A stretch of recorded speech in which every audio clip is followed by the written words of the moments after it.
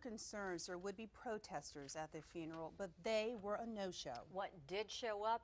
An overwhelming show of support for the family. Dennis Owens continues our live team coverage. Dennis. That's right. That fringe church from Kansas that said they were coming today did not show up. The Klaus family did not have to see that. What they did see, dozens of mid-staters from all walks of life did come to show their support for a mourning family. In the end, prayer and peace overpowered protest. I call this almost like God's country. It is a beautiful slice of Pennsylvania. Peace and quiet are easily found in Perry County. So are chickens. It's the next thing closest to heaven. But amidst this natural beauty, an unnatural act. 7 children burned to death, leaving behind a charred house and scarred lives. Connie Fry lives a few towns over and lost her son in Iraq a few years back. I know what it was like to go with one coffin with your son in, but to have 7 coffins with your children? No.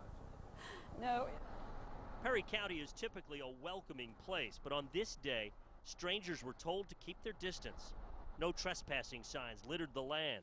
State police kept a watchful eye for the Westboro Baptist Church, a group that notoriously protests funerals with vile signs and hateful speech, behavior recently upheld by the Supreme Court. We're not going to put up with it. We're not going to put up with it anymore, and they got to stop.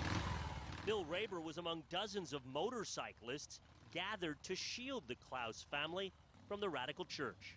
We're here to make sure that those babies rest in peace, just have a peaceful end for today. Peace is probably impossible to find when burying 7 children, but there was no protest, no counter-protest, no trouble. It does make one wonder why Westboro would have threatened coming here in the first place. They were blaming Pennsylvania, because Pennsylvania took them to the Supreme Court, and they've had other problems in Pennsylvania. A leather-clad legion promised to form a peaceful human shield if needed. It wasn't. Probably a good thing, because restraint could not be guaranteed. Fuzz has been to Westboro pickets in the past. And if it hadn't been for state police, they'd have probably got punched in the nose by me already. But Utz is even more direct. They go by the First Amendment. Well, we could always go by the Second Amendment. But no violence materialized. Babies were laid to rest. But for one family, the peace and quiet of Perry County is no longer so soothing. For the Klauses, it will forever be too quiet. 1 week ago, right now, the Klaus family was whole.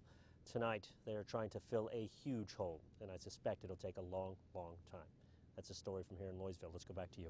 All right, Dennis.